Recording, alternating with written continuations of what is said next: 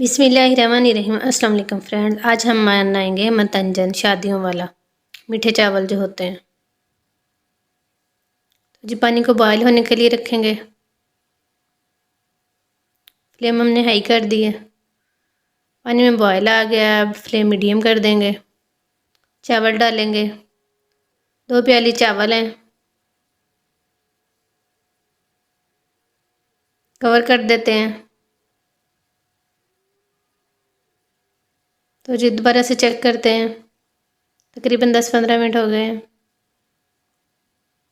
चावल कुक हो गए हैं। अब इनको छान लेते हैं छलनी में। ऊपर से ठंडा पानी डाल देंगे। पानी अच्छे से छान लिया है। ये हैं जी ड्राई फ्रूट, बादाम, किशमिश, खोपरा, रसगुल्ले हैं, टूटी फ्रूटी है। 2 घूंट पानी डाला है। 1.5 प्याली चीनी डाली है।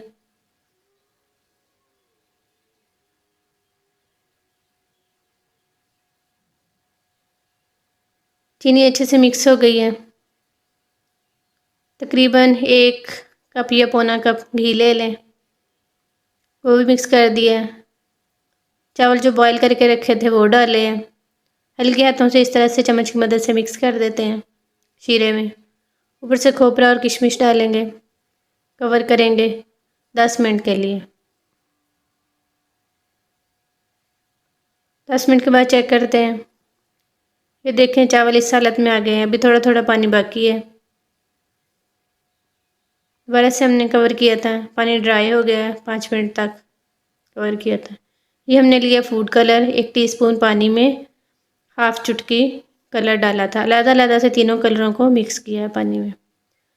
3 जगहों पे अलग-अलग से डाल दिया। ऊपर से ड्राई फ्रूट डाले हैं, रसगुल्ले डाले हैं। पानी बिल्कुल ड्राई हो गया है जब ये चीज़ें हम डालेंगे। टूटी फ्रूटी डालेंगे।